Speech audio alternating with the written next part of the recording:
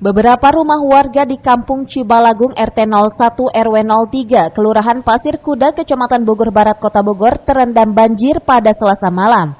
Bahkan warga lansia harus dievakuasi ke tempat yang lebih aman. Buruknya saluran drainase serta banyaknya sampah rumah tangga mengakibatkan banjir meluap hingga setinggi 1,5 meter.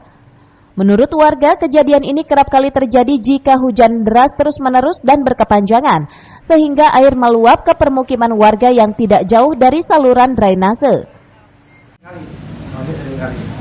Tapi yang paling dahsyat saat ini Pak ya? Waktu tahun kemarin tuh Oktober November itu sampai 3 hari berturut-turut.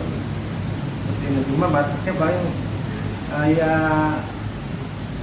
50 cm sampai 60 cm lah. Kalau ini sih ya 4,5 meter.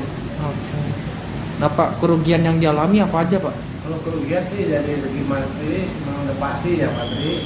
Dan bangunan juga udah banyak yang pada ini ya, bangunan sendiri juga sampai ya pagar pembatas juga udah hancur, pasti sampai ke bawah arus. Barang-barang sih yang macam kompor udah pasti dan gitu ya.